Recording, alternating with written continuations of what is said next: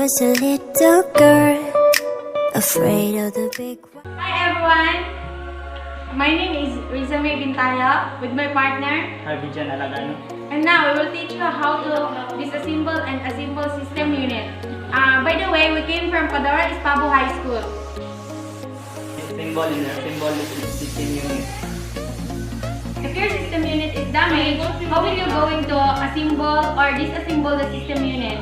Now, first, how to disassemble a system unit?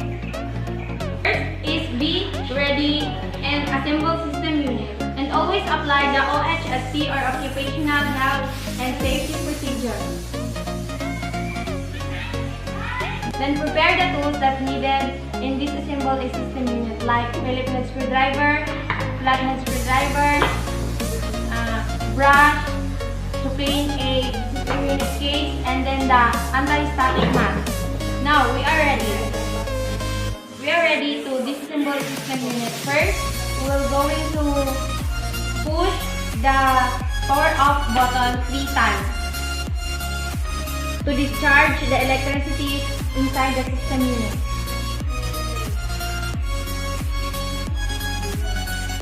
Then equalize your body from the system unit.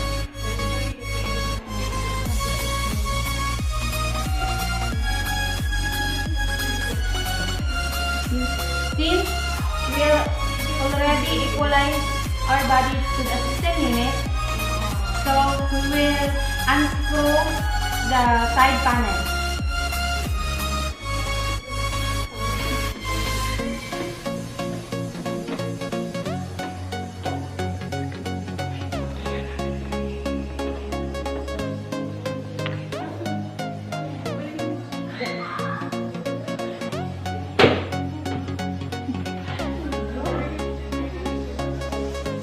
Then lay down the system unit with improvised anti-static mask.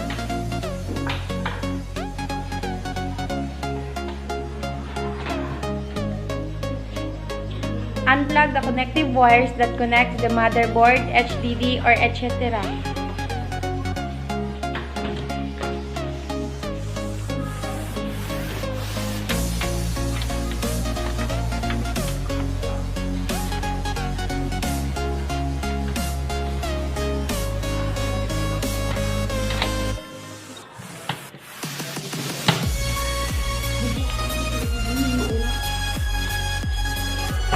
Now, we are ready to uninstall the power supply unit.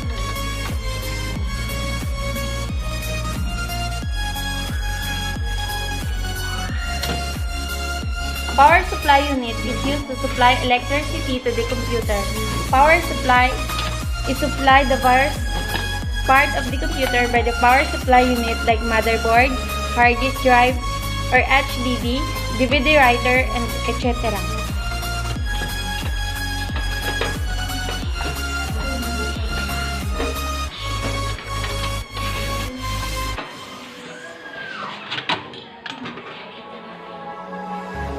And we will place it properly. Second to uninstall is the CD-ROM drive or compact disc read-only memory. To uninstall it, we should place the screw properly to prevent damage.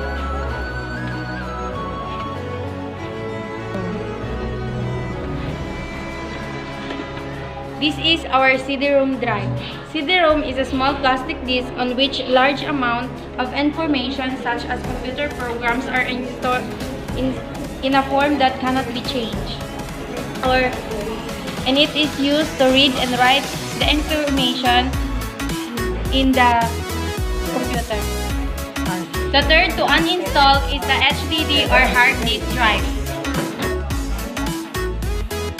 HDD is a permanent storage device of the computer.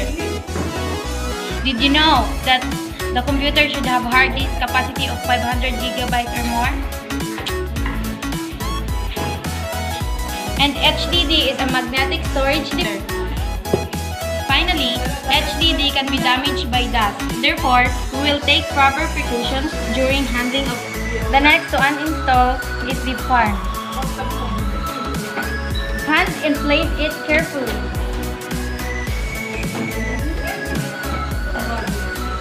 Fan is used to protect the CPU from the heat from various components located at the motherboard. Since the fan is uninstalled, the next to uninstall is the LAN card.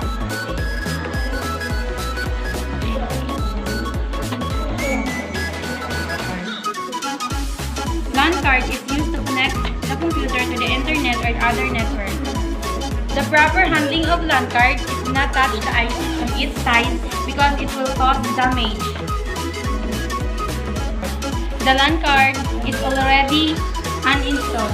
Then we proceed to next is to uninstall the system.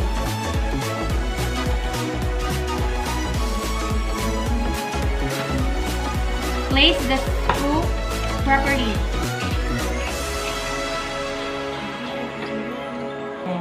Heat sinks absorbs the heat from the CPU. Summer in the hills, those hazy days I do remember. The next to uninstall is the CPU or Central Processing Unit. To uninstall the CPU, pull the lever properly.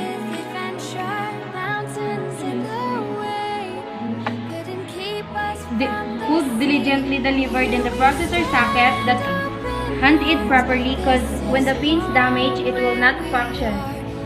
By the way, the CPU is the brain of the computer and it is very important to our computer.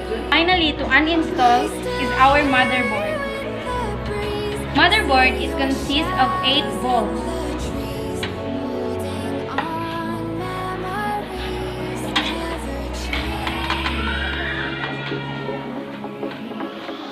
Motherboard works to control the various components of the computer.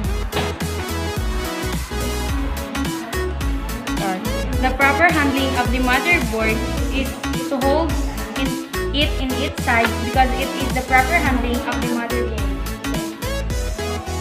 And be sure not to touch the IC because when the IC is damaged, your motherboard will damage too. So we already uninstalled the hardware of the system unit. So we will to clean the system unit case by using the brush to clean the